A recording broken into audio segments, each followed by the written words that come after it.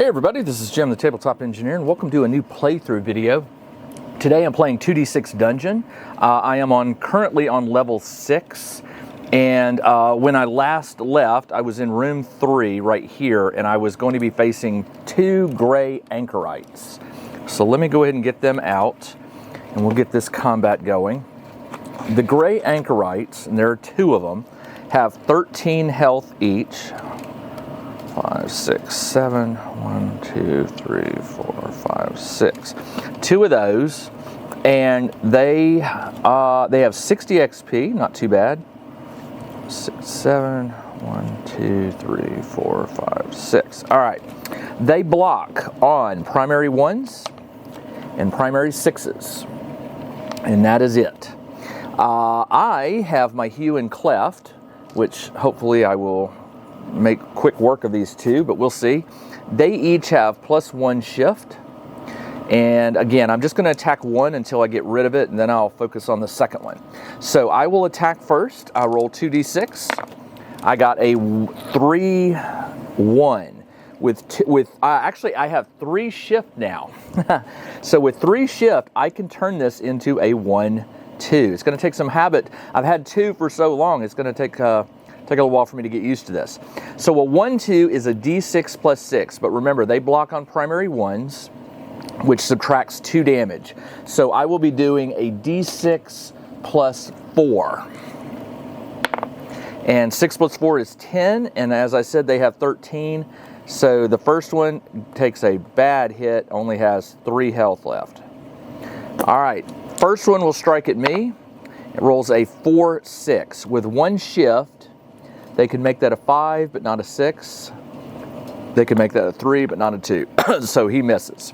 Second one rolls a 4-3. With just 1 shift, they could turn this into a 2, but not a 3, and that's all. So they miss. All right, so we are on turn number 2 of the combat, and I will swing at the first one again. And I got a 4-3. With 3 shift, I could make, well, with 3, I could take that down to 1, but I couldn't make that a 2. So all I can do is a 4-4. They don't block on primary 4s, so it's a d6 + 5, which maybe I should have done that last time. I don't know. Let's see. 3 + 5 is 8, and that one dies. Whoa! All right, the remaining one swings at me with a 4-4. This is round 2. So with 1 shift, cannot do anything. Round 3, I swing. I got a 6-5. It would take 2 to get that down to 4, and 1, 3. I can do it. I can turn it to a 4-4. And it does not block on 4s, so it is d6 + 5. It was d6 + 4, but it's now d6 + 5 because in the last video I did something. I got a rune or something. I applied it to my weapon, which allows me to get that +1. So 6 damage in all. 2, 3, 4, 5, 6. And it will swing at me with a 6-1. With 1 shift, it cannot turn that into a 5, so it misses. Turn number 4, we all get 1 bonus shift, and I roll a 5-2. The 2 is good. With my 4 shift, I can knock this down to a 1-2. Actually, hold on. Do I want to do that? This was a 5, or was it a 6? It was a 6-2. And I said with 4 shift, this must have been a 5. I said with the 4 shift, I can knock that down to a 1. But would I want to do a 4-4? Because it does more damage. Because they block on a 1. Yeah, let's turn it into a 4-4. So that's 1 shift. And then with the remaining 3, I could turn this to a 4-4. It's weird how sometimes, depending on how they block, you can get more damage by using the one that normally does less damage because of the blocking. All right, it doesn't block on a 4s. Doesn't block on 4s, so it is d6 + 5. 5 + 5 is 10, and the last gray anchorite dies. Whoa! All right, I get 60 and 60. I get +120 XP, which takes me up to 3,633. 36,000. This was a 33, yeah. All right, there we go. 3,633. Did no damage that turn. That was good. The gray anchorites roll on RPT 2, which is religious pouch. RPT is religious pouch table 2, and that is on page 25. No modifier to this roll, just 2 of them. So religious pouch 2, roll 2d6 and add them. That's a 5. A small ebony bead, yay, an ebony bead. All right, and then the second one is 2, which is pouches empty. All right, so that is that. And also I'm in a rights chamber 5-6. Let's go to page, we're on, this was a regular room. I rolled a 5-6. The rights chamber, if you survive, roll on RATT1. So I did survive, so I get to roll on RATT1, which is religious artifact, page 27. And religious artifact right here, roll 2D. Now, 9 is, there is a small ornate casket, which you slowly open and find a pouch with D6 gold. 4 gold, okay. All right, that puts me here, and this was a dead end. So I am quickly running out of rooms. I can go up here. This was an archway. I can go through there. This was unlocked as well, and I have these 3 down here. So I have lots of places to go. Let's see. I'll just go through this one. So you roll 2d6. That is a corridor. It goes 1, 5. So 1, 2, 3, 4, 5. And where does it go? It goes to a room 2 by 5. 2, 1, 2, 3, 4, 5. How many exits? That is 1 exit. I will put it over here. And let's see what is in this room. This room is a 5-5.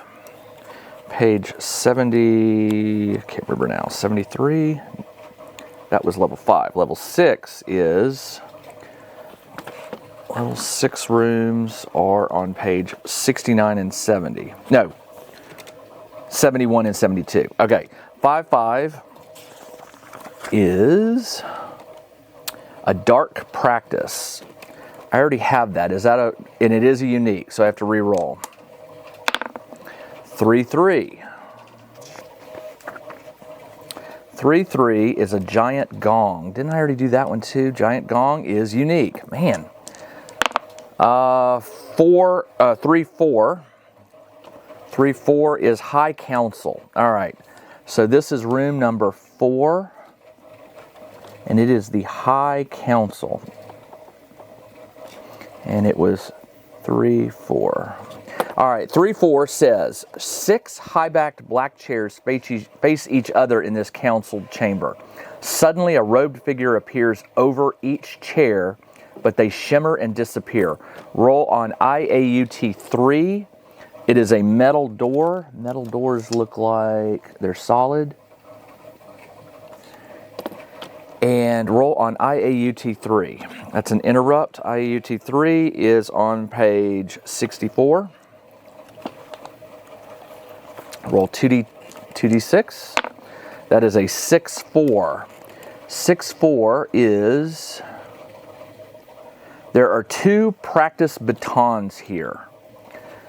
One is snapped and you grasp it. As you do, you receive a vision and see 2 people sparring. Add Brawler Quest.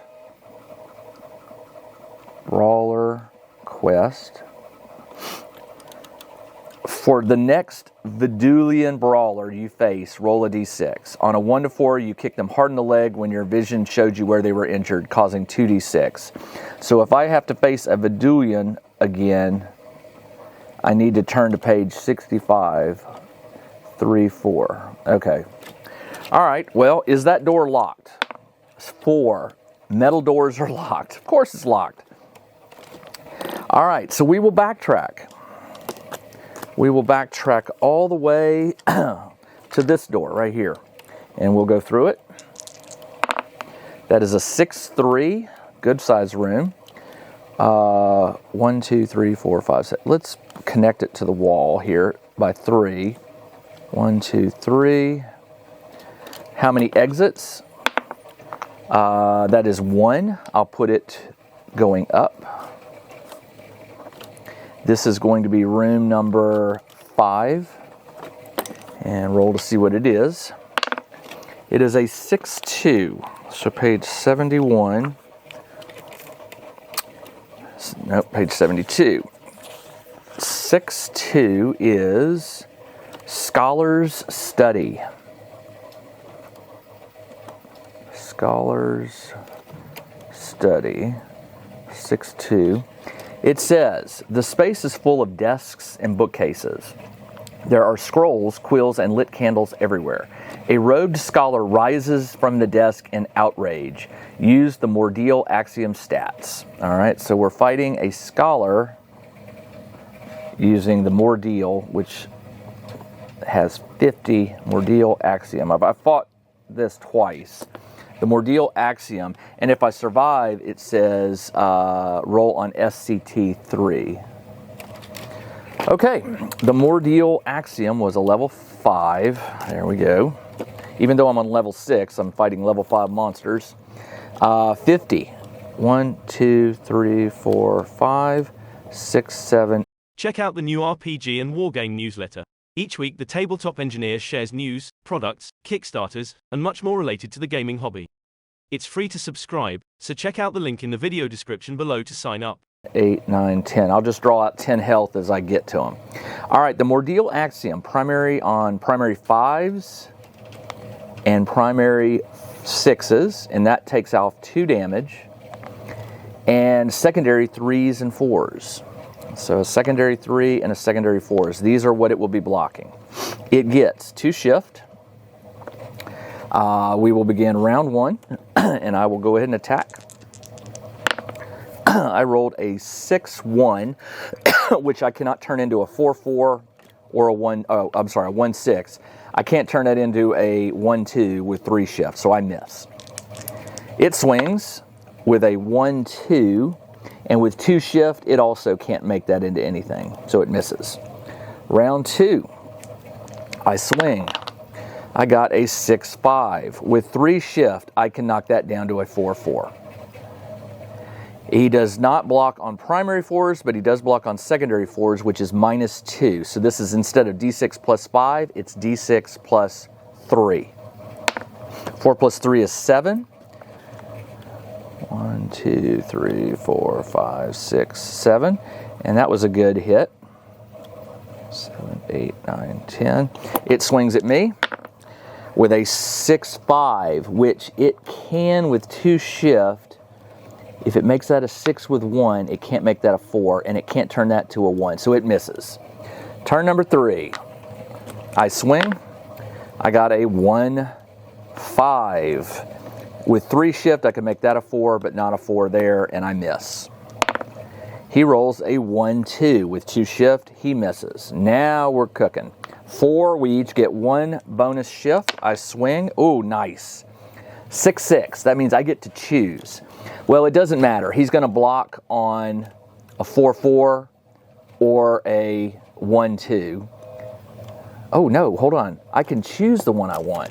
If I do 1-2, he doesn't block a 1 or a 2. That's D6 plus 6, and I get to add my shift, which is 4, which is going to be D6 plus 10. Well, yeah, I'm going to do that one. D6 plus 10. 16. 1, 2, 3, 4, 5, 6, 7, 8, 9, 10. This is 13 gone, plus an additional 3. That was a good hit. All right. He swings at me and rolls a 5-6. With 3 shift, he's got the 6. He can make that a 4-6. It's the only thing he can do. He can't go down to a 6-1 with 3 shift.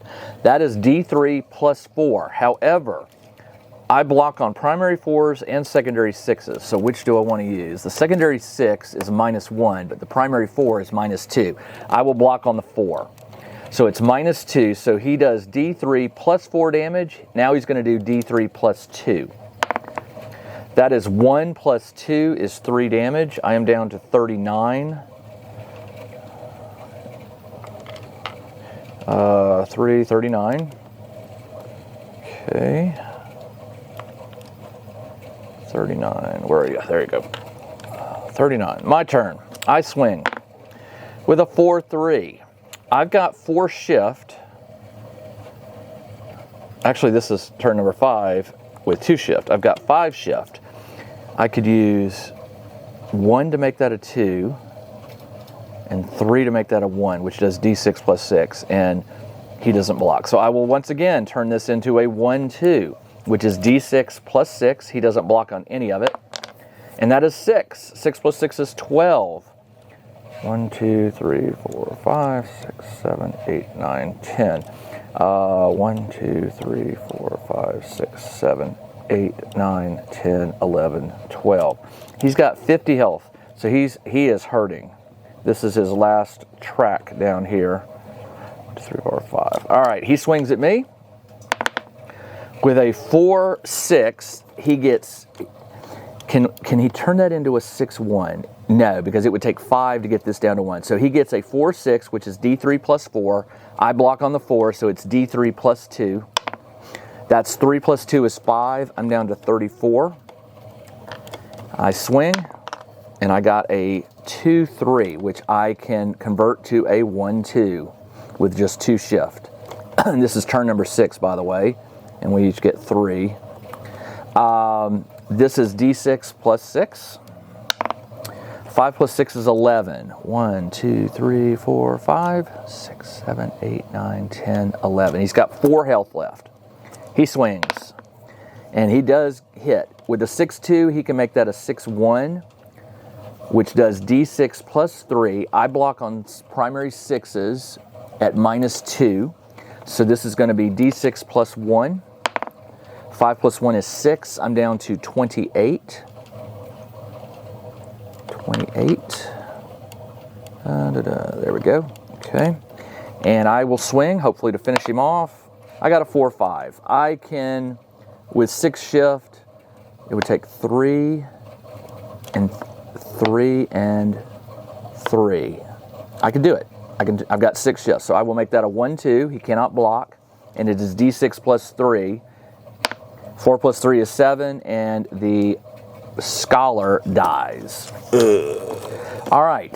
Cool thing is I get plus 650 XP. Now, let me double check this, but I'm pretty sure I level up. I am currently at 3,000 XP. Oh no, I have to get to 5,000 to level up.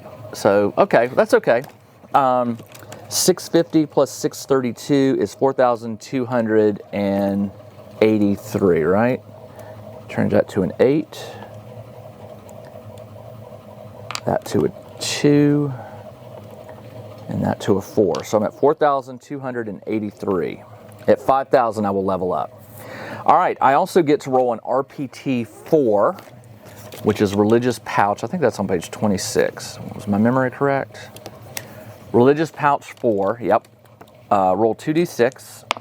I rolled a 9. Hidden in some feathers is a glass orb and a wishbone. Glass orb, wishbone. And there are also 20 gold. All right, plus 20 gold. And I also get to roll on SCT3. That's a secret, I believe. SCT3 is scroll table, never mind. Scroll table 3, page 16. Let's see. Scroll table 3 is right there. Roll a d6. I rolled a 6. Scroll of Surging Health. Let's go look that up, because I may need that. I'm down to 28, which isn't bad. Scroll of Surging Health is... You watch as your runes close and heal and renewed vigor. Instant. plus 20 health. Let's go ahead and do, I'm normally at 50 max, so this would get me up to 48. I'm gonna go ahead and use it. The way this works is, I roll 2d6, I have to get pairs matching. 4-4 is an auto fail, but I can use my discipline to alter these, which my discipline right now is plus 3. So it's like, treat it like shift. Now the other thing is I have a spell, a scroll, that allows me to modify my, what was it called? Scroll of Sunder? Minimum, plus one, no, I had one that allows you, it modifies your discipline. I know I did. Where was it? Scroll of Surging Health. I got 2 of those now. That's good. Oh, here it is. Nope. Balance. That's not it. Scroll of Sunder. I could have sworn I had something that gave me discipline. I can't find it, so I'm not going to pretend. I'm just going to roll the dice and hope for the best. I get 3 discipline, so I can modify with 3 shift. With 3, I can knock this down to a 3-3. So it does count. It goes up to 48. And that was a great use of that scroll. I'll burn that one. And awesome. Okay. That is it for the room. The room, by the way, how many? It has 1 door. Let me see. I rolled a 6-2, which was Scholar. It was an archway. So that is good. Final. What does it mean, archway's final? I don't know. I don't understand. I'll have to find that out. All right, there's an archway. Let's go through it. Another 6-2 room. Well, this was 6-3. So 6-2 will go like this and like that. And what is this room? How many exits? Ooh, 3. Okay, so I'll just put 1 going to the north and 1 here, and the third one is the one I just came through, so that's not bad. This is room number 6, and let's see what it is. It is a 1-4. A 1-4 on level 6 rooms is a seaweed statue. Sure. Seaweed statue. Seaweed statue. Knelt down at a statue of a woman made of seaweed are 2 robed figures. They attack. You must fight a Basil Initiate and a Mordial Axiom. Great, another one. A Mordial Axiom. If you survive CT4 plus 2 and Rune 1. They have archways, so this is an archway. And this is an archway. And I am out of time. So I try to keep these videos under 30 minutes. But you won't have to wait very long. I typically have them every few days released.